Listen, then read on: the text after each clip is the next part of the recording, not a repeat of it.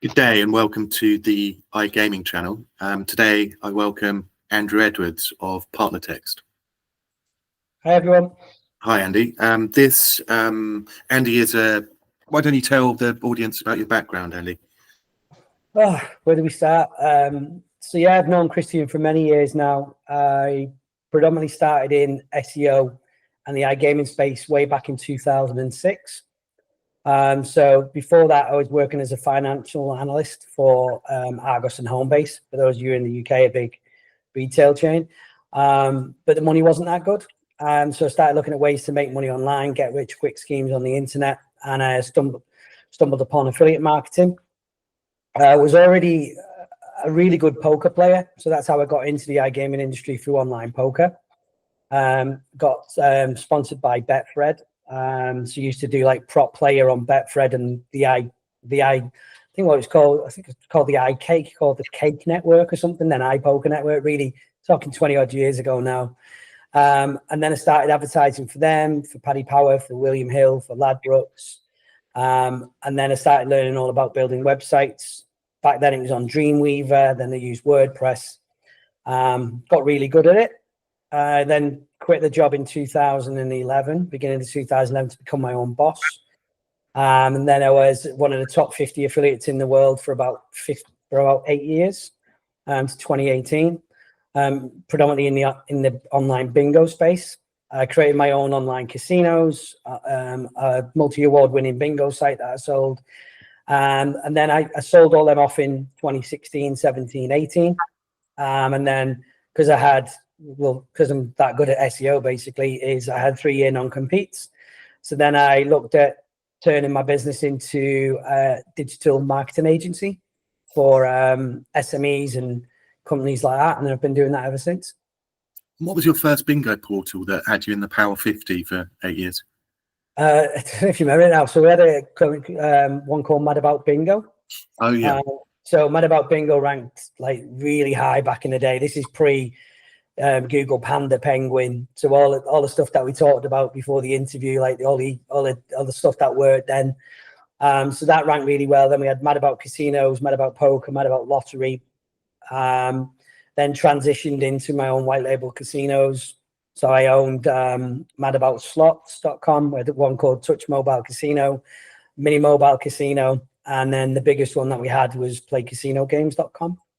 And that was all SEO traffic, those sites, the affiliate sites? Yeah, so 100% SEO affiliate. So because as a one-man band, well, back then when I first started out, it was a one-man band.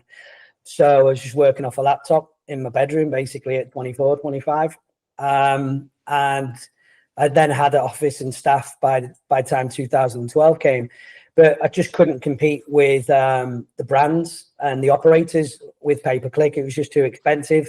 Obviously, you'd be in breach of your affiliate terms and conditions as well. So I got creative. I looked at building my own websites, optimizing content and ranking the content high in Google and getting paid in a rev share commission. So your background's very similar to mine, driving most of your traffic from SEO, drifting between being an affiliate, white label owner, and now working agency side.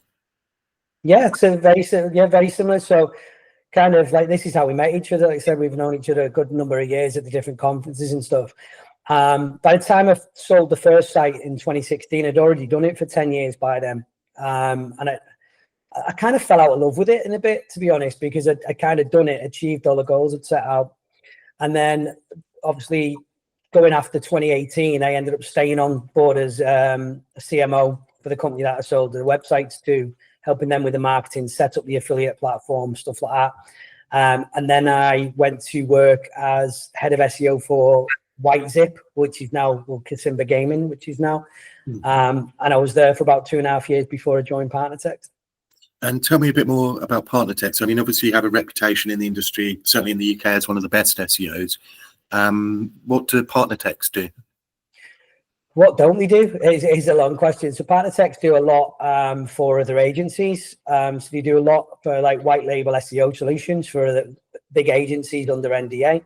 They work for big iGaming clients under NDA as well. And then they have a lot of clients outside of the iGaming niche. So they have clients in mostly e-commerce, big e-commerce retail brands in the Nordics. They then have customers in Germany and Sweden.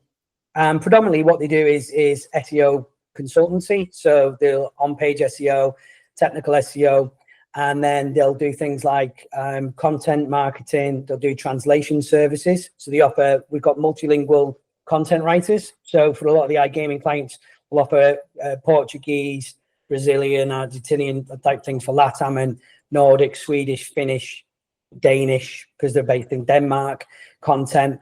And then predominantly the company is more around link building. So the buying and selling of backlinks.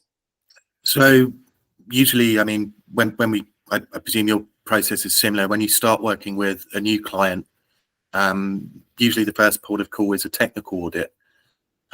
What sort of tools are you guys using and strategies with your SEO? So you're right there. So obviously I split SEO I also say like keep it super simple, is break it down. So obviously it's technical SEO, on-page SEO, and links, right? So we know Google is content and links. So if we get the technical right, we fix the website stuff first, we fix any issues, page speed, optimize images, all that type of jazz. We then transition into the on-page content, whilst we also have the separate team doing the outreach and the link building for the clients. So we just tend to use the main ones, Christian, like we use SEMrush. So I've used SEMrush since 2014, a member of the SME All-Stars at SEMrush. We use Hrefs as well. And then if we go a bit more geeky and a bit more technical, we'll use Screaming Frog. I use exactly the same. Yeah, obviously, because each of the three of those give different information. So I find I'll clean up a site to 100% on Ahrefs, and then SEMrush will identify something with that platform. And then you say the really geeky, the most detailed is Screaming Frog, which sometimes a little bit disappointing because you get it 100% clean on refs, 100% clean on SEMrush, and then Screaming Frog comes out with a big list of technical stuff that you didn't know about. Yeah, I don't think you'll ever get them 100%. And this is what we say to some of the clients anyway. They always want then vanity metrics, and you'll never get it 100% because you're always changing your website, taking pages off, putting pages on. You could end up with a load of 404s where you've got rid of a blog or something like that. But I find it, and I find as well, funny you should mention that, Christian, because the likes of SEMrush and Hrefs, obviously I've more on the SEMrush camp, but I've been playing around with Hrefs at my time at Kasimba, and obviously working with Partnertext now. And the difference in domain authority and authority score and traffic on Hrefs and traffic on SEMrush is literally, it's not apples for apples, it's completely different. So I do think you need to use all tools in order to get a good overall arching understanding of where a customer's at, because if you just used one tool, you'd be a bit, well, like you just said, then you'd be a bit waysided, where you'd fix all these issues and then you might not see an increase in traffic, but then it's because there's underlying issues that one of them platforms hasn't picked up, but the others have. I totally agree. Yeah, I've found the same. What sort of results do you see then? Me personally, I picked up a sports betting affiliate. The site was about 5 years old. They had about 1,200 pages of content, but the site had never been built with SEO in mind. It had been written by journalists. So the content was great as a reader, but technically it was awful. And I spent about 50 hours just going through the main ones, added some content here and there, and we saw about 12x in our first 8 weeks. Do you see similar type of? To me, that just sounds like quick wins. So I always say to clients, when we do these site audits, there's normally 101 5-minute jobs. But obviously, there's more than that. But I created like again, going down the geek route, I created a series of giga prompts for content. We made painting it through Partnertext, but basically it will look at, well, so there's like Surfer SEO is out there, it does the job for you, but this is basically free using ChatGPT. And what it'll do is it'll analyze, it's a different GPTs within ChatGPT, but it'll analyze the header structure of sites ranking. And this works for any niche, any industry, any product, any page. It'll analyze for a certain keyword. It'll look at the header structure. It'll then create the best header structure for you based on your content and competitors, or based on competitors for new content. It will then look at their content, why Google's ranking them based on the content. It'll then create the content for you, and then you can add in your own bits, human proofread it, whack it through human AIzer, and then upload it onto the website. And then that way, you've got the really best version of content you can get, answering all the questions, FAQ section at the bottom, all that type of jazz. And then that almost transitions away from the technical SEO onto the on-page SEO. So all you've got to do now is get links to that page and do the internal linking. We've seen really good increases, especially on the e-commerce sites, because they're predominantly Shopify's not good for SEO, but really good for e-com. And then WordPress is really, really bad for e-com, but good for SEO. So we find that if we get a Shopify website and we'll focus on the homepage, the collections, the individual products, and then we'll do the internal linking, we find we can see similar type of results to yourself within the first 2 or 3 months. And then we almost kind of hit a glass ceiling where then we go, right, okay, let's review. We've done this, we've got you here. Now we need to do this in order to get to the next level and then see where the budget is and stuff. Have you used that app Avada on Shopify? I had a store, and again, it's a very well-known brand. It was outside of gaming. It's called Elf on the Shelf, actually. They had a site. They'd never built any links to it, full of technical errors. I put on that Avada, and I did 950 hours work in a day. And that was basically constituted. They had about 5,000 images, and that basically got every image, compressed it, resized it, and wrote all of the alt tags. That's what I've heard of Avada for the plugins and for the actual themes. So a bit like Divia or WP Bakery or Elementor type of thing. So is that what it is?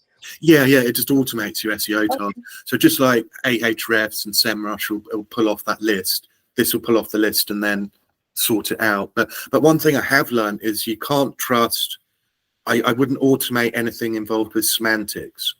So I wouldn't use a plugin to say write my meta tags or anything. Yeah. I think that's too AI. One thing I've learned is I've done a few A/B tests where I've launched a couple of AI only sites, built a few links to them, and they tend to rank for 6 months, and then Google finally catches up on it and they go to 0.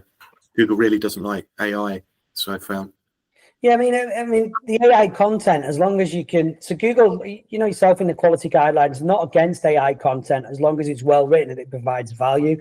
We've seen a lot, especially in the iGaming industry. You've seen a lot of these sites where they just throw out thousands of AI spun content. It's going back to the days of Indian spun content that worked in iGaming, right? Yeah. You see that now where people have almost got lazy trying to look for these quick wins, and it works until it doesn't. And then, like you said, as soon as the next Google core algorithm update or spam update comes, they get a slap on the wrist and they get knocked down. Now, that's all very well if you're using a PBN or it's a throwaway domains on grey markets and stuff like that in AI gaming space. But if you're trying to build a brand and you're trying to focus on that, then you've got to do it properly or not at all, because like I said, all these little tricks that worked years ago doesn't work now. Google's got clever and their own AI and their rank brain and stuff's getting better. So you almost have to, I think I said this to you as well last week when we were first talking, SEO is the only industry where everybody's an expert, and this is thing, right? And it's you're an expert, and then if you've been around as long as we have, 18, 19 years, you're almost like a goat in the industry as well. But then I done it for so many years under NDA, so if you knew me, you knew how good it was. If you didn't, you didn't. And it was only when I came out of the industry for a spell and created that SME that I realized actually it's almost like starting again.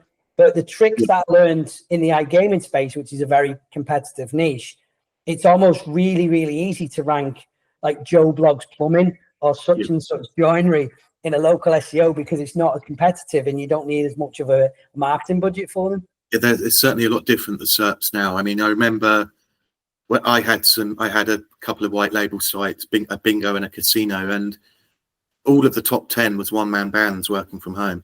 Yeah. It was like yourself, your brother, myself, and a handful of others just playing the grey hat and black cat game, enjoying it while it lasted, I think. The good old days till it say that it fell off, didn't it? But it was like, that was like 2012 up to like 2015, 16, I think. Because, like I said, that's how we met each other when we had the same type of game, bingo skins, didn't we, on Cozy Gaming? Yeah, so that's what I did with Mummy's Bingo. Is the same principle. We had we built it on the platform. I think it cost us about £5,000, put about £2.5 in SEO a month. I had a couple of really good affiliate managers at the time. A couple of girls doing affiliate managing. I think we were with Income Access or something like that, if I remember rightly. And then we had the girls there, and then sold it within 2 years. Put the money into a nice big house, and yeah, the rest is history. So it worked until it didn't. It's certainly fun. I mean, back then you could write a game review, buy $50 of links, and you'd be on page 1 a few days later, wouldn't you? Yeah, I mean, it has. I mean, the iGaming clients that we've got now, we're noticing that in order to get them better, higher quality DA type links, because I know everybody just sells backlinks based on domain authority. There's more to it than that, but anybody who's unsure just goes, "Oh, I want a DA 80 link, DA 20 link, and stuff like that." And then but we almost have to work around their budget, or they'll say we want 5 DA 20, 5 DA 35. And then we have to put a package together and stuff like that. And then that's how we work. And obviously then we offer services where we can work with their SEO manager, or like when I was at Kasimba, I was the head of SEO. So they'd work with head of SEO or a CMO and almost bat off each other to do that scenario. Or if we work with some of the white label SEO agencies, it's a lot easier because you're speaking to somebody who knows what they're talking about. So they go, okay, we want this content for this keyword, for these DAs, off you go. So it's almost like the girls, the content marketing team, they just write the content, get the content approved, links go on, great, rinse, repeat. When it comes to technical SEO in our gaming, I don't know if your experience is similar to mine. First of all, if I mention an audit, everyone's an expert. You know, most companies I speak to, they say, I don't need an audit, my SEO is perfect. That's the first. But usually I find if I pull off a big list of problems and issues, I'm not allowed ever to fix them myself because of security. So it just goes over to someone that knows nothing about SEO, and quite often it never gets done, or the person just gets ultra defensive and says, who's this guy? Well, I've had that, and I'm not name dropping companies, but obviously as Partnertext, we go to some of the conferences as well, right? So obviously went to the iGaming conference, went to Sigma, obviously, you know, yourself, I used to speak on stage at these conferences and stuff. But then going back into that industry after like a 3-year sabbatical almost, and then going back to the old style cold calling, dropping by the stand. Hi, I can speak to your CMO or your CEO about like link building. They're almost, especially the bigger companies, and I'm not going to drop any names, but they're almost got complacent, and like there's an arrogance to them about, okay, well, do you know who we are? You go, yeah, that's why I've come to the stand to speak to you about. And it's like they're almost like, we don't need you. People come to us. We get 100 spammy emails a day on people selling backlinks. Why do we need to go with you? And who are you out to tell me how to do my job? And you're like, well, I'm the expert of 18, 19 years. You've been doing it at the top. And it's almost like they don't want you to tell them. And then it's funny how you should cook from that about the like helping them, because there are some companies that do want the help. There are some companies that are open to the help, but then they're worried about, obviously, because iGaming is such a competitive niche, right? We both know that. Is they're very reluctant to let outsiders in, and they're very reluctant to give you access to your website in case you break it. And then you almost have to speak to somebody, and you go around the houses and you speak to an Indian SEO company that's outsourced, and you know more than them. So you're almost having to train their Indian SEO company up in order to do it for the report that you've created as part of a budget.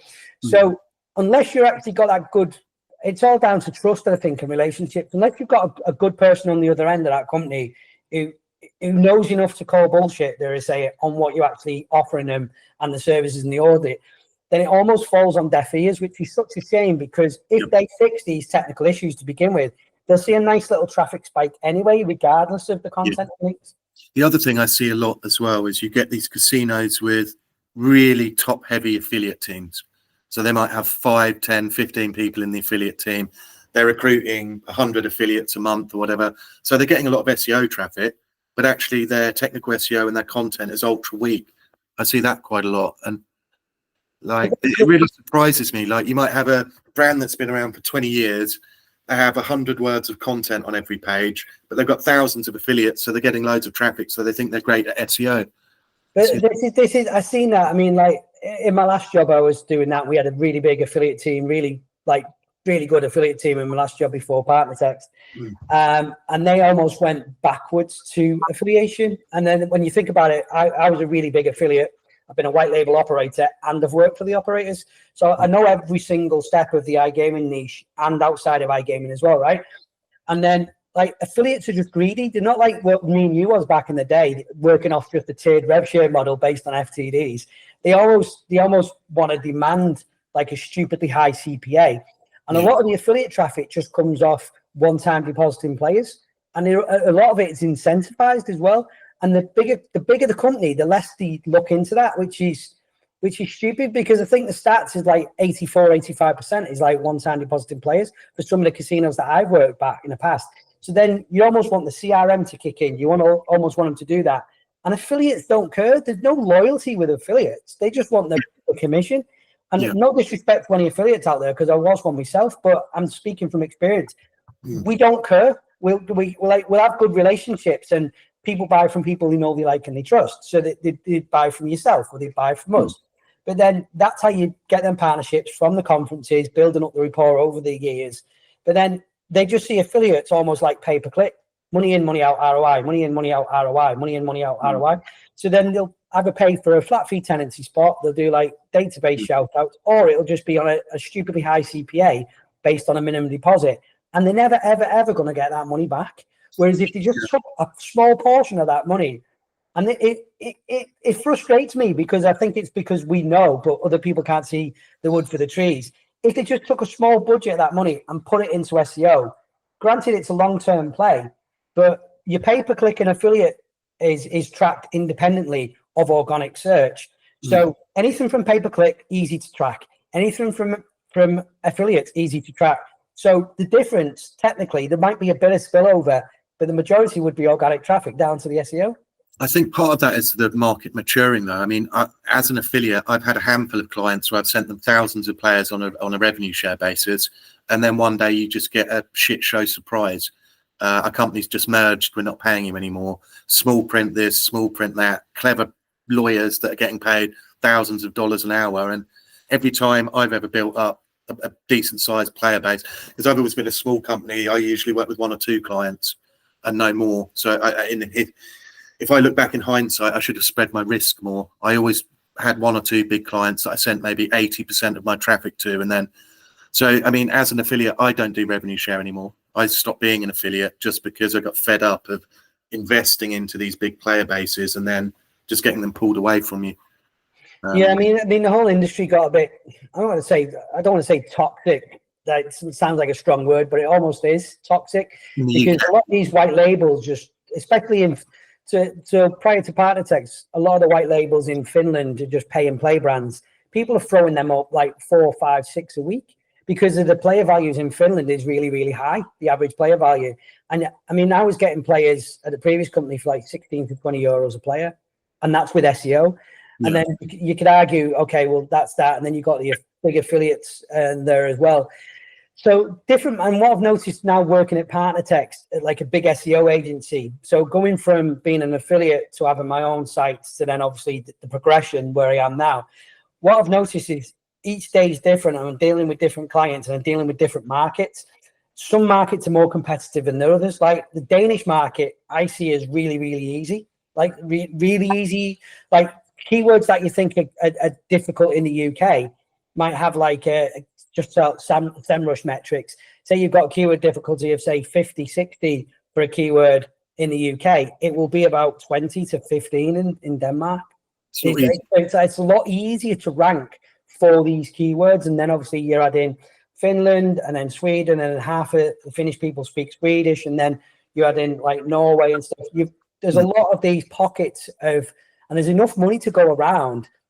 Obviously, we're talking about iGaming because it's the iGaming channel here, but there's enough money to go around in these industries, and it's just getting them backlinks, and that's why I was brought into Partnertext, because of my iGaming background. So let's move on from technical SEO and talk about content. My experience is Google has gone ultra strict in the last 2 years Like you say, that spun low quality content that used to work as long as you had enough links, I'm finding that's just not really working anymore. Yeah, I mean, a lot of people cheat, don't they? They'll just use ChatGPT or Grok or something like that and spin out some content. But there's like we were just talking about this patent that I've got where I create these giga prompts. There's a method in the madness, and the prompts and the AI is only as good as the instructions you're giving it. Yeah. Right. So if you take someone like me who knows almost like ADHD, everything about everything on that, right? It's just a trial and error getting that structure right so it works for anything. Yeah. Well, Google's, like, you think about it, you don't need to write 2,000, 3,000 long essay. No one's going to read that shit anymore. They just got bored. If someone's looking for something on Google, they know what they're looking for. So they're looking for an answer to a search query, or they're also looking for like the best welcome owners, so they're looking for the best slot to play or something like that, right? So you almost need to answer that question and be the best like answer for that search term. So it's almost like content is still king, but it doesn't need to be 1,000 words. If you can answer that question with high level statistical based analysis and 300 to 400 words, then that'll be better than a 3,000 word article. So it's almost like just doing your homework first, seeing who's already ranking. Why are they ranking? There must be a reason why they're ranking. It's down to content and links. Because so then it's like technical SEO is more to help it with page speed and user experience and UX and stuff, right? So then content links, who's ranking for what keyword, what are they doing that we're not doing, reverse engineer, rinse, repeat. Something I've found on the subject of helpful content to combat these helpful content core updates that have been happening quite frequently is just using FAQs in schema. So we now put that on the bottom of all of our, in fact, we sometimes have 80% of our content is just FAQs, where we'll go and scan the search engines, what are the most searched phrases around the target keywords, and then we'll script answers around that in schema format. And theoretically, you can't get content that's more helpful, can you? No, we tend to do similar strategy as well. So obviously we'll write some like content, SEO optimized content regarding, especially for like the e-com clients, it would be around the product reviews and all that type of stuff. And then with iGaming, it would be mostly almost like SEO footer content. So they'll keep all the content in the first fold, keep all the games in the first fold, scroll all the way down, there's content, because iGaming especially, most of the people will not read the content. They don't care. They just want to know the welcome bonus, what games they play in, that thing. So we keep all that in the first fold, bury the content to the second fold, the third, but in the bottom. And then we have like an FAQ section, interlink all them. And then I do the same similar thing. So we'll do like answer the web, or you'll look at Google and see what the terms come out. And then we'll almost tailor make it. So we'll pick like the top 4 or 5 questions and we'll add that FAQs at the bottom underneath the content, or we'll bake the FAQs within the content depending on the client. Yeah, that works really well. I've noticed aged content now doesn't have any value. I think the half-life of content now is about 6 months. So we come across casinos that like they've got a low quality 500 word article on their homepage they put up 5 years ago. And they don't realize if they changed that and updated it. Some of the results I've seen recently, like I worked with a group of brands and they hadn't updated their content in years. And we took one of the brands as a case study, updated all the content, and all of a sudden the rankings started rocketing. I also had another client, one of those, had loads of affiliates, been around for a couple of years, really weak pidgin English machine written content on the homepage. I gave them a new homepage. It added $2,200 a day, so added about $30,000 just for a €100 article. It's quite crazy. This is the thing, like, just to say this analogy, like no one wants to read last week's newspaper, and it's like content doesn't get updated as frequently as they want, because again, we're going back to most of these big companies being complacent. If it ain't broke, don't fix it. Let's spend our money on pay-per-click and affiliates who we don't see the return, and then the LTV of the players are not there. I mean that nearly bankrupted me when I had my own white labels, because it was all my own money in it. And I'm like, say, we're paying out for these one-time depositing players, but I mean, back then we were spending like $300, $350 CPA. Like Canadian traffic now can be $800 CPA. It's gone crazy. But then it's funny how you should say that, because we always say to our clients, they should review the content every 6 to 12 months, depending on the niche, and then look at the content. Is it still fit for purpose? Is it still ranking? If not, why not? What can I do to make that content better? Because while you're still complacent, there's a lot of new people. There's not a new affiliates, a lot of these new iGaming clients, a lot of new casinos come in, and they're hungry. They want to take them type of spots. So they're the ones that are going to be more active. They're the ones that are going to be optimizing the content, but you're just dining out on the positions that you had from 5 or 6 years ago. And then what happens? Google core algorithm update happens. This site's got all this content, these new links. This hasn't done it. You switch positions and it's too late, too little, too late. You're not seeing it coming. And have you found anything that's working good or badly on the keyword side generally? No, I'll tell you what, just finishing off on the content, it just popped into my head then. When you say like dated content doesn't work, obviously it doesn't, it works until it doesn't, right? But what I've noticed is having like backlinks. So like a contextual backlink within an old piece of content that's already ranking. Yeah, so that works really well. It helps new content rank. So that's another little trick and a little tip for people. If you want to get new content ranking, link to it from old content, right? But going on to what was you saying then, the keywords? No, keywords, yeah. I mean, my experience, for instance, incentivized keywords, everything to do with free and no deposit, I abandoned it years ago because it's a false economy. Yeah, I mean, it's funny you should say that, because when we had the bingo site years ago, we had a section for free bingo, no deposit, and we just dined out on that. And I know affiliates that are still actively in that space. No one lad's driving around in a McLaren 570S just off affiliate revenue from that one page. So it works until it doesn't. But a lot, since obviously, especially in the UK, since he taxed free money as real money, and then you got your point of consumption tax. You see a lot of these bigger guy gaming clients almost doing away with the free money now. I mean, a lot of sports betting sites, we've got Cheltenham this week, so a lot of them will give like a free bet. But it's like, or you might see 50 free spins, but the cost of a spin is 10p. So it's like they're only giving away a fiver. It's just gimmick and how they've played on the words. And then you've got your wager requirements, or you've got the winnings capped on that fiver if you actually win. So it works, but it's just a way of getting cheap traffic. But then it's almost, you can kind of artificially inflate your ranking as an affiliate or as an iGaming thing. But unless you've got really good CRM, unless you're someone actively trying to convert that bonus hunter into a depositing player, the traffic's almost worthless. So it'd be more, you go for the trophy keywords, or I'd go for like the long tail money related keywords. And then, like you just said, the FAQs, and then build up that topical authority with a blog or something like that in order to fluff it out. So how does your keyword strategy work with a new client then? Do you kind of pick 100 pages, or do you advise them to have a page for every game, for instance, that their casino has? It differs from client to client, because some clients might be just startups and they might just have a white label. So you know yourself, with us both having white labels in the past, like in the end, I actually built a front-facing version of the website that had to go through iGaming compliance and data protection and all stuff, because I got that pissed off that the white label was just really, really shockingly shit at technical SEO and stuff, that I built a front-facing WordPress CMS. So we get clients that have got these off-the-shelf white labels, and they think they can spend all this money, get this off-the-shelf white label, and it's going to rank the top of Google overnight. It doesn't work like that. So it depends on the client is my answer. Having said that, it depends on the client and the budget. So some of them will start off really small. It might only be a couple of €1,000 a month, and we might do that for 2 to 3 months, and then we'll rinse, repeat. And then what we'll tend to do then is we'll build a brand, because it's a brand new website. There's no brand. So we'll build a brand. We'll go for branded terms. We'll do technical SEO. We'll do digital PR. We'll do all the brand authority type stuff then. And we'll transition from brand into brand and money, like combination, and then into money keywords later down the line.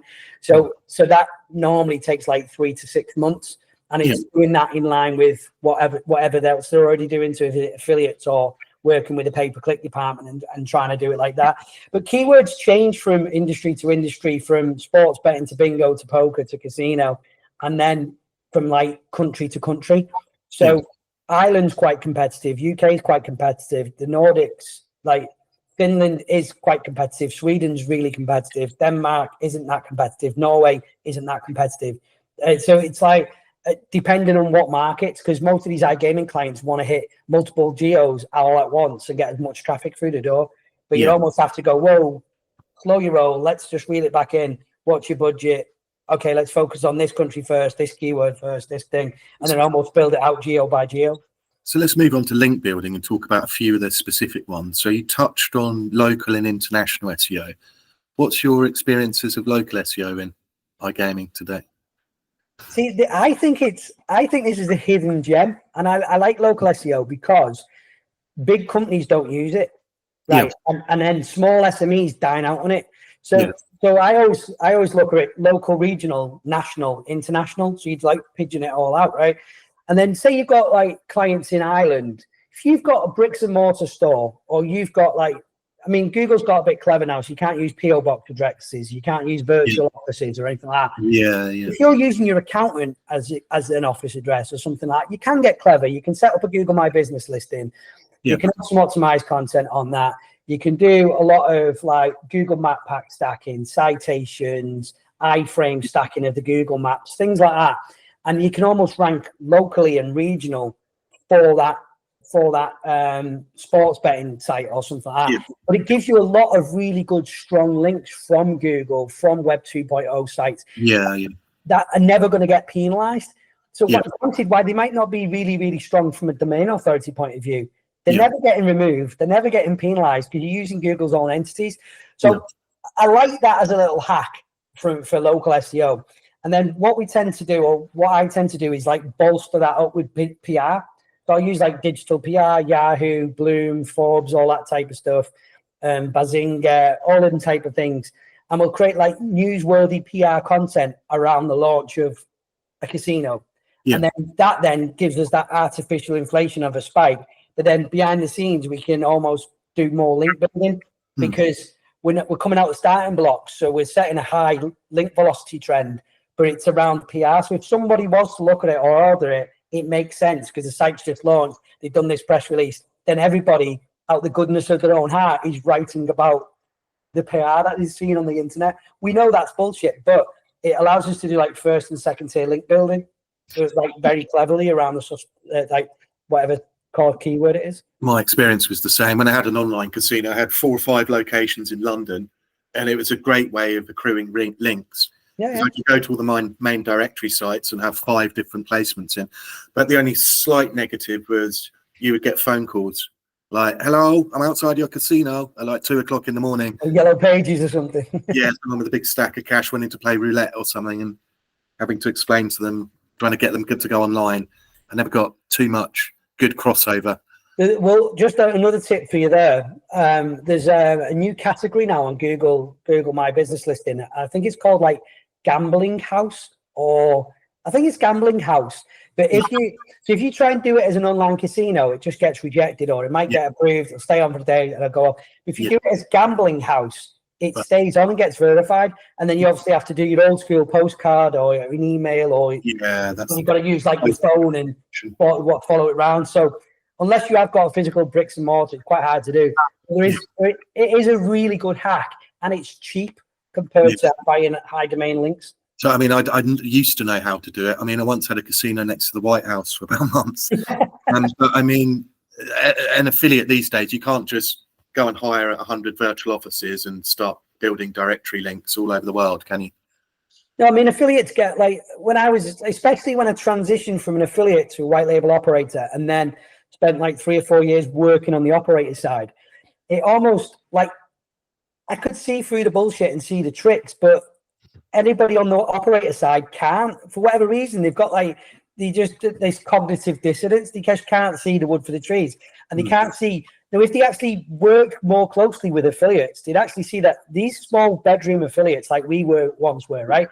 These guys are in the trenches competing with multi-million-dollar companies on a small shoestring budget, and dare I say it, outranking them like on some of these terms. And that's what I did. And like when I first started out, I started going to all the conferences. People are like, "Oh, how big's your team and how big's that?" And I'm like, "It's just me." Like, what are you on about? It's just you. It's just me. And like working off a Dell PC with 2 19-inch monitors, playing poker and stuff. And they're like, "Wow!" And it's almost like fake it till you make it at a stage. And then you've got other companies that have got a team of 50 staff, and they can't tell you what one staff member's doing from one day to the next. And international SEO, how are you advising clients to structure that and go about that? It depends on, again, it depends on the client, and it depends on how they've set the website up. This, it all goes back to technical SEO, which is like circle of life on a website, right? So some of them will do the really, really outdated way of subdomains. Yeah, I totally disagree with that, because then you've got to do, you get no economies of scale. You've got to do, if you've got 10 subdomains, they're all unique. They don't feed each other, and you've got to do 10 times more link building. But that almost, like, we had an audit that we had to do, and they had like, I think it was like 12 different countries, all different subdomains, but they're all on the same server and they're all on the same C-class IP address. So where they've interlinked them, they weren't helping them, because it was all like the same site in Google's eyes, from the same server and the same IP. Whereas like, you can get creative on that, but unless you have separate sites for separate geos, like, I don't know, the iGamingChannel.com, the iGamingChannel.co.uk, the iGamingChannel.ie.se.dk, right? Yeah. Unless you've got separate channels and they all benefit each other, which is more work, then the easiest way is just a folder structure. So it'd be like the iGamingChannel.com/.dk. And then you'd have it. And then you'd almost use like a translation plugin, or you'd get like localized. So we've got teams of localized article writers and translators in different geos. So depending on the way it's structured, we'll try and transition them away from subdomains to folder structure first, right? If they're not already on it. And then we'll also review that content, because most people will cheat and just use Google Translate. And it's, again, like you said Pidgin English, and it's all broken down. So we'll look at getting the main sections of a website rewritten by native speaking article writers. So you might spend a bit more money, but it's worth it, because it's almost a one and done, and then you're not touching that content for the 6 to 12 months. So we'll do that, and we'll fix them, and then we'll also look at competitor analysis based on them specific geos. So we'll ask the client to give us 3 to 5 competitors, and out of that, we'll probably find 25 to 30. So we'll find the competitors, and then we can almost dine out on that for 6 to 12 months based on keyword gap analysis and things like that. Yeah. So something we both agree on, the localized content has to be translated by hand. Otherwise, it kind of falls into the trashy, people don't like reading it, it looks like machine written content. So you might as well just use ChatGPT for everything. It kind of falls into that ballpark. Well, this is what a lot of these people do. They'll either outsource it to a content marketing agency who will be cheating and doing that, especially if not reputable, or they'll try and do it in-house to save money and then make it worse.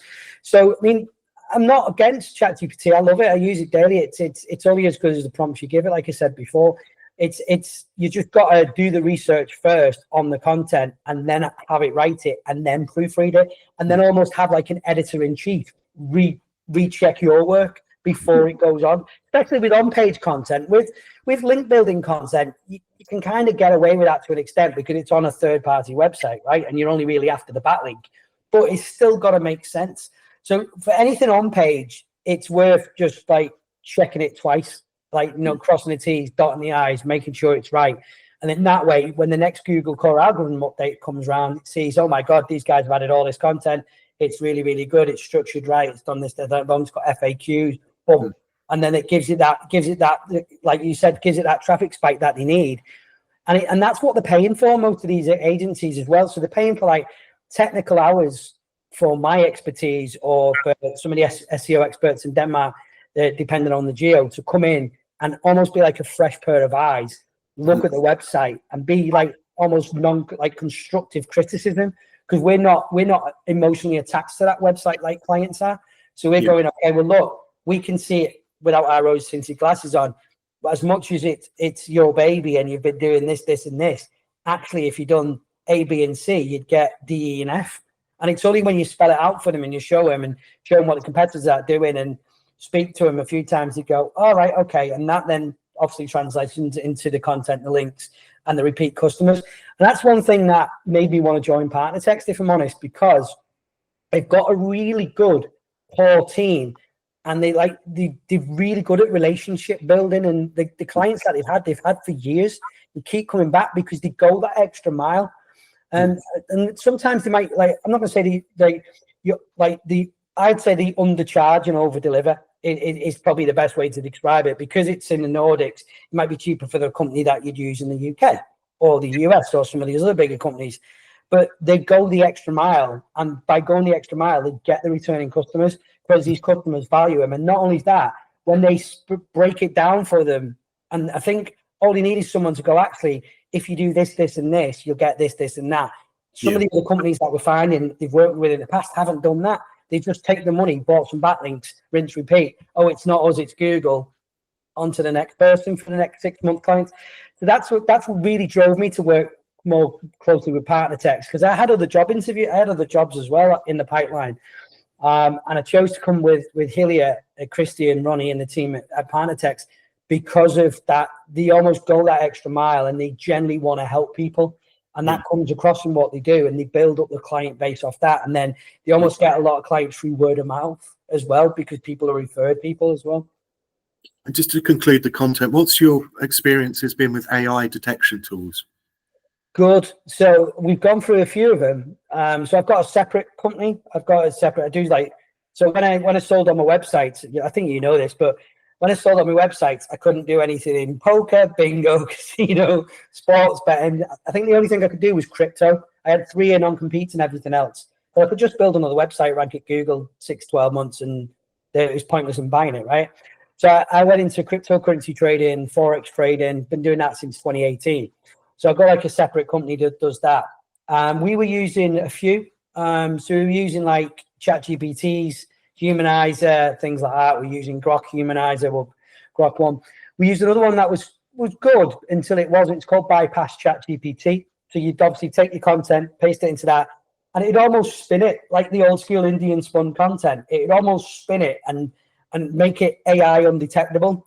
But then if you've done it too many times, it'd be pidgin English. If you didn't understand the content or the niche, it'd be pidgin English. There's a good one now. I think we're not affiliated with them in any way. I think it's called AI Humanizer or something Humanizer. But that seems to be really good. But again, if you give it too much content, it kind of breaks. You almost have to take your content and do it paragraph by paragraph, and then run it through your likes of Zero, ChatGPT, and Plagiarism Checker, and all them. And then once you're happy with it, that's then when you get like someone else to look at it before you put it up. It's very strange science, isn't it? I tested about a dozen last year, and they give completely different results. Yeah. You can get a really cheap bit of AI written content, and half of them say it's dodgy, half of them say it's completely fine.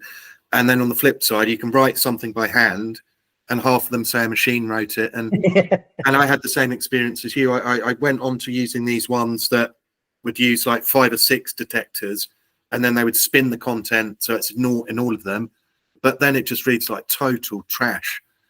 Like you'll find, like, funny you should say that, you'll find that will work until it doesn't. So that will work because the content's right, it's just in the wrong structure. So and Google, obviously, I always say to people, like, Google reads like we read a book, top left to bottom right. So it'll read your source code, your page source code, like that. So it'll read it and it'll just crawl it, and it'll crawl the links in it. So then it will realize it's got all the same keywords, synaptic keywords, internal linking structure, right header structure, boom. But then when the next Google Core algorithm update comes along, they realize that the bounce rate is like stupidly high. No one's reading the content, boom, straight back down. As soon as a human being detects AI, they switch off and bounce, don't they, very quickly? Yeah. And this is the thing with the iGaming industry as well, because they kind of don't, and I think this is what comes back to the SEO, where you said where they don't give as much focus on SEO, is because it is a production line. It's money in, money out ROI. They want the player to sign up, deposit next, sign up, deposit next. Because once the player comes through the door and signs up and deposits, it's almost a CRM's job then to keep them playing and to keep them taking over, right? So like your SEO job, pay-per-click job, affiliate marketing job is done. But then if they got that SEO and they got that organic ranking, it's the gift that keeps on giving, because now they keep ranking and they keep getting all these players. And now they've got the ranking, they're not spending any more money. So the LTV, or like say lifetime value, is there, and the cost per customer is a lot cheaper because it keeps going down. So they make no more money back. This is something that I've noticed happens a lot more over the last year. You like years ago, you could drop a load of SEO and it would carry on kicking in for 30 to 60 days, and then it would hold and it wouldn't depreciate much. But what I find now is if you do SEO and stop, it carries on for a little bit, but then it tanks, it depreciates. Consistency is key. It's like a pump and dump, and isn't it? So it's like And this is the thing, because that comes down to link velocity trends and artificially inflated. So you just nailed it on the head. Then it's consistency is key. You've got to stay, and even if it's just drip feeding, like you could like 80-20 principle. You could get like 80% of your traffic from affiliates, 20% from SEO or whatever, right? But the 20% from SEO will probably be better value traffic than the 80% coming from the affiliates if they're all one-time depositing players, right? Because people are going to Google, they're searching for online casino, top 10 casino, free bingo, no deposit, free casino offers, free sports bet offers.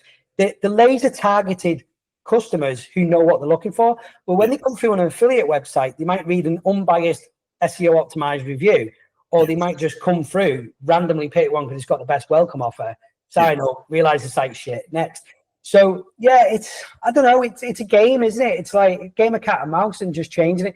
I always say to people, especially new brands, is to, rather than go like really, really heavy, you go, what's your marketing budget? I don't know, 10,000 euros, for example. Right, okay. Well, we want as much traffic as quickly as possible. Okay, well, that's pay-per-click. Yeah. Right, so then but ideally, you also want to be building up your brand, so you're not reliant on pay-per-click, or you're not reliant on affiliates. So then you'd almost say, right, out of that 10 grand, you want to spend, say, 5 grand on PPC, 2 grand on affiliates, 3 grand on affiliates, 2 grand on SEO. And then as you start seeing the money coming in, you might take 15 to 20% of that marketing budget to reinvest it. And then you just go parabolic that way, and you'd increase your budget as you increase your turnover and increase your traffic. That's how I tend to frame it with a lot of our clients. The ones that have got the money, the bigger clients, they just want to throw a load of money at it and hope it sticks. And then when you tell them, you almost say that, yeah, I get that, but we don't want your money because we need to be able to get a bit strategic. We need to scale in your budget, or we'll take your budget, but you need to be under the impression that you're not going to see a quick win straight away unless you fix X, Y, and Z. Yeah. I noticed Partnertext do native advertising. Does that just help with SEO whilst the campaign's running? Yeah, so a lot of, again, it's like, it's brand and it's branded terms. So Google's algorithm's changing now. So they want to, like, we talk about topical authority. That's the new buzzword in SEO, right? Topical authority. Why should Google rank a brand new casino site top of Google for online casino against these sites that have been around for years? And the answer is it shouldn't, right? Because you've not earned the right. So nobody's going to search for that brand unless it's an exact match domain. They're not going to search for the brand because you don't know the brand exists, and there's billions of websites on the internet. So whilst you're working on the technical SEO and then you're transitioning into the on-page SEO, that's when we'd look at digital PR, because you then do it about the launch. Because digital PR gets you the branded links. It gets you the domain authority. Now, granted, most of these digital PR links are going to be no follow. So then old school SEO people will be like, well, no, we want do follow links. We want do follow contextual backlinks on a niche related website. But if you go getting branded links on, I mean, if someone said, do you want a link on Wikipedia? You'd say, yeah, you'd bite their hand off because you know how strong the link is. Even though it's no follow, it still gives you that inflation. So we almost do digital PR like specific to the geo that they want to target. So we'll do that, and we'll do, depending on the budget, we might go down a journalistic route and we'll create like statistics and we'll pitch it to journalists to get into national newspapers, or we'll go down a normal generic PR route where you just send the PR, gets blank carpeted out to a load of different PRs. And then we do like second tier link building to some of the PRs in order to inflate the DA of the PR that then funnels back. So I think you'll see a transition now more from money keywords, because obviously that stuff stands out like a sore thumb. It's almost like branded search terms first. And this is what you see, especially with casino clients. It's very hard to determine if that's come from SEO, or it's come from affiliates typing into Google, or it's come from pay-per-click. But you've almost got to kind of negate that and go, well, actually, it's still openers, because without building a brand, you'd never have that traffic to begin with. So these different departments need to work together for the greater good, for a collective strategy of increasing the bottom line. But then I'd go from brand, like I said at the beginning of the interview, brand to like brand and money. So you might have like the iGamingChannel.com, the iGaming channel online casino, you know, that way as you've built the authority up on the brand first. And if you've been finding digital PR's got a bit harder over the last few years? It has, because especially now, so when we've got access to over 300,000 domains at Partnertext, So there's a lot of domains, especially for link building, a lot of domain authority links that you can get. All depends on people's budgets, geos. You're looking at things like payday loans, CBD, dare say it, porn links, gambling. They're almost kind of tarnished with the same brush on some of these PR sites. So they don't want to touch it with a shitty stick. They're like, no, we're not dealing with it. And then if they are, they'll charge you more money. So they want more money because it's a casino link. And then we've got the other added thing where it's sponsored or non-sponsored. So we almost have to get creative and find a good mixture of sponsored and non-sponsored articles and no follow and follow that allow gambling related links. I've seen another leading SEO agency in this game. They create a sub-site, like a site all about football. They do a lot of big PR outreach on it, get all the links, and then they put all their casino branding on it after. So like it's just creating like a little, almost like a gateway page, like say the world, like Cheltenham's coming up. They might make a little Cheltenham page, smash out links to it in the press for a week. Then a couple of weeks when it's all died over, they rebrand it, put their casino links all over it, and it's like a A/B linking type thing. It's a good way of doing it. It's almost like parasite SEO in a way, in it, but it's the way I see that working. It works until it doesn't, and it's a good little artificial inflation. If you do it around Cheltenham, and do it around, like, obviously I'm just outside Liverpool, so do it around the National or the Gold Cup, things like that. It works, but obviously you'd have to create like a strategy a couple of months before, like really create these pages, like use a free WordPress theme or some shit, make it look half decent. Throw a load of questionable backlinks at it, get it ranking, then just throw a load of affiliate links hidden with a bit.ly URL or something. Until it doesn't. Once that site dies, give it a new lick of paint, rinse and repeat. I mean, it works, but it's whether could your time be spent doing something better or working on the website? I don't know. And how's your parasite SEO? I've relied quite heavily on that over the last 2 decades, but something I've found with that is the content's got to be good. Like years ago, you could build little social bookmarks and put 50, 100 words of content here and there. As long as the DR was good, it would work. Just stack it high. But I find that doesn't work at all anymore. It's got to be really good, unique, humanized content. Yeah, I mean, the last couple of spam updates hit that because like people were like doing it on LinkedIn, or they were doing it on like the Mirror or things like that. Or things like the Trinity Mirror Group. You could get an article on the Trinity Mirror Group quite cheap, €2,000. And it's almost like you do your top 5, top 10 casinos, top 10 sports betting sites. And as long as it was factual and you'd done your homework and you added statistics, and then you're providing value. So they'd almost like let it slide because they're getting paid to add it anyway. It works, but a lot of these, I think it's because it was overused. A lot of the bigger newspapers and a lot of the bigger sites don't want to do it anymore because of the negative press it's got, right? Excuse the pun, but the negative press it's got with parasite SEO. It works well, but you've got to get a bit more creative now, and you've got to get a bit more value for it. And almost rather than doing the parasitic SEO around like your top 10 sites, you almost have to do it more like based on statistical analysis or based on, like we talked before the call, like Cheltenham or so like say Cheltenham, for example, you do it about, like I was looking at it for a potential pitch for a client. Like last year, I think it was something like a third of favourites won the Cheltenham won at Cheltenham. And most people, if they don't know about how to bet on horse racing, will just pick the favourite, right? So then if you can almost make it like newsworthy content and say, well, look, statistics show that the last few years, only X amount of favourites has won any meetings at Cheltenham, right? This is why we suggest you put them on each way. Oh, by the way, Paddy Power is offering an each way ACCA at this. Coral is offering each way ACCA. As long as you do it that, it's still parasite SEO, but it's cleverly disguised. It's got the newsworthy. Yeah, I had a big one of the big Asian bookmakers that's active in the UK. They sent me a press release, and it was just like online casino. We've got slots. We've got a big bonus. They said, how many newspapers can you get it? And I said, naught. No newspaper, no credible newspaper in the world would put essentially a gaming ad as a press release. You've got to be quite crafty. It takes a lot of time and effort to make a newsworthy piece now, doesn't it? Yeah, and then it's, you need to have the contacts at these different newspapers and journalists. So obviously we've got a list of journalists that we can outreach to in every single geo. So then obviously if we're going to do digital PR as more to parasite SEO, And to be fair, it's kind of the same people that you deal with, right? Yeah. But then it's almost like you're pitching that article to them, and then they'll either put that article on, or they'll just take that article and run with it, and they'll create it themselves. So that's when you get, because you're solving an answer for them. You're making their life easier. You're going, okay, here's some content. Can you use it? Yeah, great. Okay. And then obviously you just pay for the insertion, or sometimes you don't even pay for the insertion. The content's good and you've done your research on it. Like you said, any journalist writer will go, these guys have done the work for me. Then they'll add it to the site as well. Yeah. And how many domains have you got in your portfolio at Partnertext now?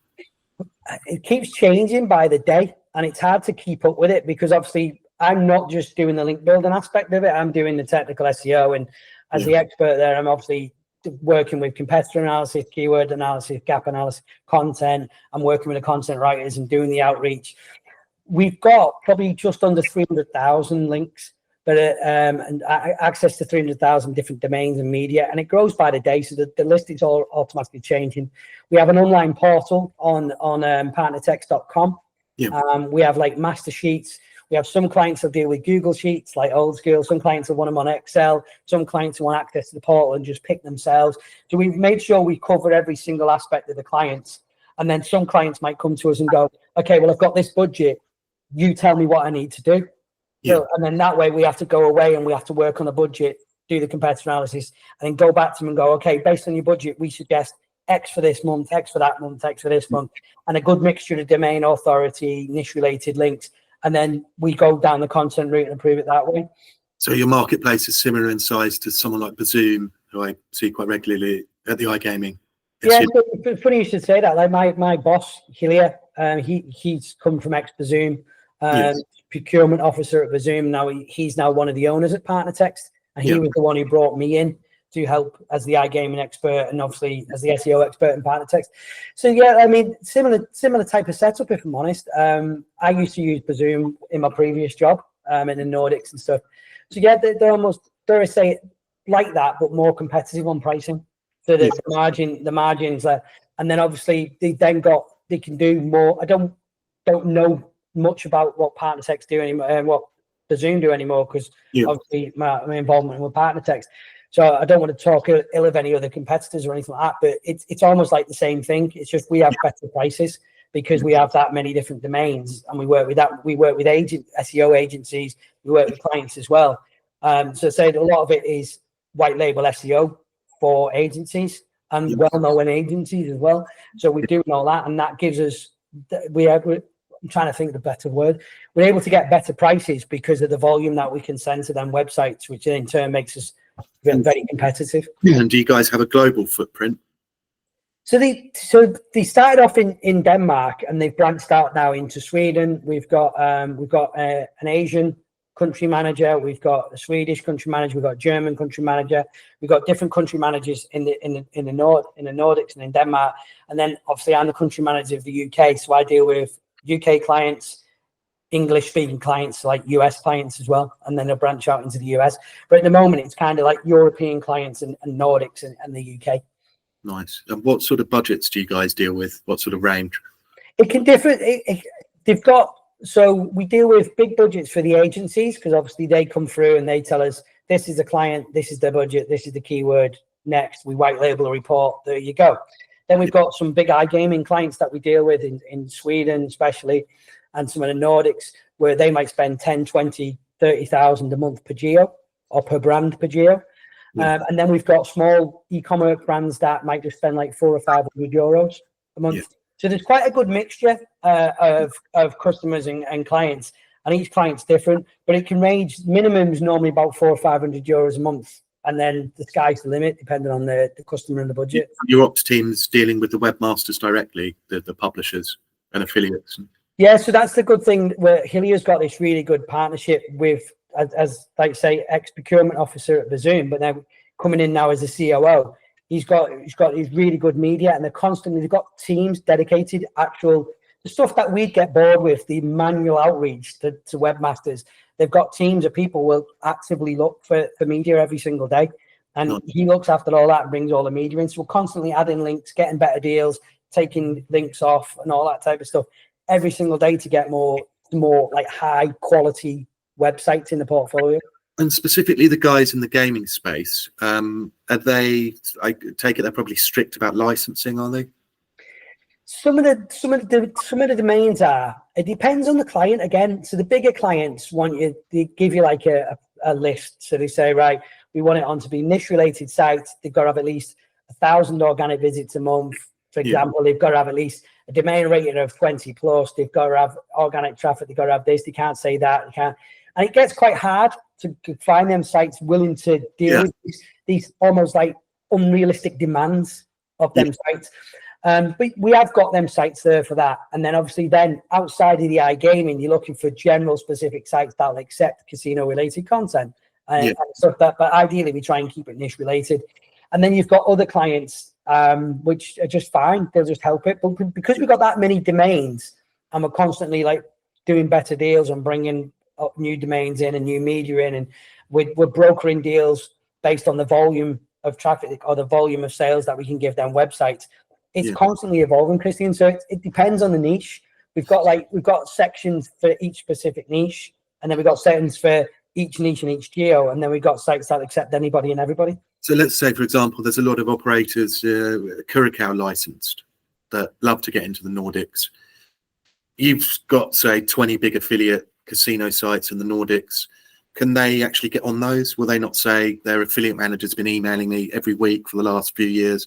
Is it a foot in the door essentially for them, these guys with affiliates? Or it is, because like as an iGaming thing, if you write the content and you get the customer to approve the content, it doesn't matter what the website's on, because from an SEO link building article, it's not got affiliate links in. So it's almost just like just a generic post ranking, saying about how good Paddy Power is or how good the iGaming channel is. So if it's not an affiliate website, it almost doesn't matter from an iGaming point of view. Obviously, it depends what they're saying and what they're not saying and stuff like that, and then parasite SEO. But if it's an actual affiliate site, then that's when you need to make sure you've got your T's and C's and all that type of stuff on it. Do affiliates sell links to other affiliates? I don't know. I did back in the day, but only I picked and choose with more. I made sure that I was doing it with someone who was like, I've had a higher domain authority than me, or like for like. I really doing it for people smaller, do you know what I mean? Because they'd benefit more off the link. From a reciprocal link building point of view, they'd benefit more than me, right? Or we do 3-way link building where I'm going to give them a link on a site that was like on a PBN. The smaller affiliates will, because they want the money. So the smaller affiliates, if they've got a blog, they'll quite happily have a blog on an iGaming site, like 400, 500 euros. They'll bite your hand off for that because they've not got much traffic. The bigger affiliates will almost go no, because they realize they can make more money from affiliate commission. So it's just a fine line of finding the right ones that are willing to do it. I see. And the digital PR, what sort of tactics are you using with that? It's very geo-targeted, isn't it, the digital PR? It can be. It depends if the site's like, if it's a .com or they're looking for worldwide traffic, then we can get creative with it. If they're looking for like Danish newspapers, Swedish newspapers, Finnish, like that type of thing, then we have to get a bit more selective. I'll be honest, it's not my department. We have a whole content marketing department that's just locally to do that with the outreach and stuff like that. But it's something that we're getting more and more of, especially now that we're seeing, like we talked about earlier, where almost like the parasite SEO, nobody wants to touch it. We're almost getting a bit more creative, and it's kind of is parasite SEO, but it isn't. But it's more newsworthy, and it's not as spammy as parasite SEO. But yeah, I know the methods in the madness, but it's not my area, if I'm honest, Christian. It's like they do it, they've got access to it, but predominantly they basically work with the iGaming company, or they work with the e-commerce company, and they work with their marketing team to come up with this newsworthy article pitch based on statistical analysis, competitor analysis within their niche. And then once they get the customer to sign up, they almost pitch it to these list of journalists. And then it's almost like a numbers game. How many of them journalists would then pick it up? And that's basically where they're paying for it. And out of that, they'll get a handful of really good, strong links that are done that, and they'll stay. They won't just get removed like some of them. They'll stay. So that's where the value is. But yeah, it works. It's working well now that parasite SEO isn't working as well. Yeah, I think you've got to be a bit more creative. Coming back to the press releases with newsworthy stories. I think the same is relevant with multimedia. So if you put together a really nice infographic or a diagram, or these days AI can help you with brochures and videos. That thing I've found has been helping. Yeah. So there's things like we've looked at as well. You get like, there's loads of Canva templates you can do. So like you'll see a lot of people, like especially influencers or some of the tipster sites that used to be on social media, like Facebook and stuff like that. And now they seem to be on like decentralized exchanges like Telegram and stuff, especially in the crypto space. It's like signal providers or like tipsters and stuff like that. A lot of that works for them, and they might create like an ebook on Canva, and they might sell the ebook and stuff like that. So and that's where like the AI, it's just getting creative. I think, like you say, you've just got to think outside the box and think of an angle. But the infographics work really well as long as you got the statistics, and as long as like no one can call bullshit on the statistics. You've done your research, and you've got references, and you provide value. Then it's newsworthy content, and you'll get natural links back to it as a result of that.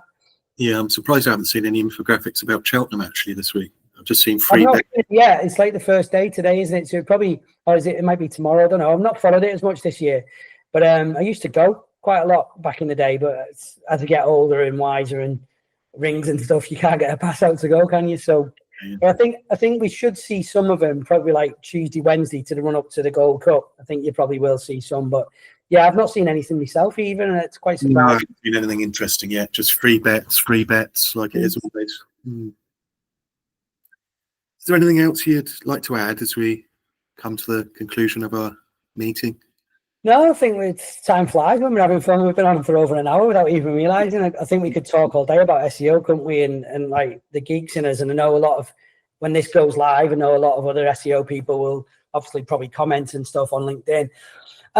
No, I mean, for me, iGaming, having been in iGaming since 2006, having took a step out, come back in, it's not changed. And I think change is the only constant. And that's the only thing I think we should leave it with is change is the only constant. And I think these bigger companies are getting too complacent and set in their ways. They need to be open to new ideas of marketing and realize that it's not just affiliates demanding high CPAs on a one-time deposited. It's pay-per-click, it's affiliate, and it's SEO. They almost need to take that budget, and whether it's like a 33, 33, 33, or whatever percentage they want to do, just don't give up on SEO, because it's there, and there's people like me, there's people like Christian that can do this well for you. You've just got to be willing to do it and put some money to it, and know that it's a long-term game. It's not a quick win like pay-per-click. Yeah, it's a long-term investment, isn't it?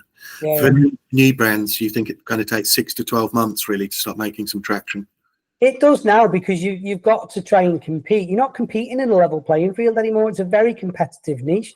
I think iGaming is like third behind diet pills and porn or something. It's a very competitive niche. So when you're in this competitive niche, you've got to get creative. And if you're starting with a small budget, it's almost you're fighting this David and Goliath uphill battle from the start. So you have to get creative. And the only way you can get creative is with SEO, because you can't compete with the bigger boys on pay-per-click budgets. And you've got to get an affiliate to give you a chance who doesn't want to take you out of the spot, who's getting paid a certain amount off a bigger affiliate. So this is where then you almost get your higher flat fee tenancy spots or your higher CPAs, because no one wants to take excuse the pun, no one wants to take a gamble on you. So yeah, they've got to look at SEO. They've got to get creative and look at like long tail keywords and build up that topical authority to compete. Because it's a very scientific thing as well, with 200 different factors, and each one is a science in itself. It's those with clever techniques can make a lot more money than those simply buying overpriced links. I like that, because when you speak to people, you go like, what is SEO? And like, how do you sell a need to SEO and nobody knows it exists? And if you ask my wife, we've been together 17 years, married for 10, Christian, she just tells people to work on computers. And I'm like, what? Like, you know the level that I play at and the game that I play at. And she goes, oh yeah, he just works on computers. It's almost demoralizing to like how scientific we can get and the layers within the layers. And what I love about SEO is the detective work behind it. It's like, why is this site ranking when we're not ranking? What are they doing that we're not doing? And getting underneath the bonnet, as I say, and throwing out the pieces and building it better. That's what I love about this industry. And because it's always forever changing and Google's always moving the goalposts, it's always keeping us on our toes. like we're always learning. And this is the thing, like we said it a few times, SEO is the only industry where everybody's an expert, but there's very few actual experts who can do it at the level that we play at. So no, I think for me, it's good. The industry's evolving. I just think people need to get creative and they need to be open to different avenues of traffic other than pay-per-click and affiliation if they want to compete at a level playing field.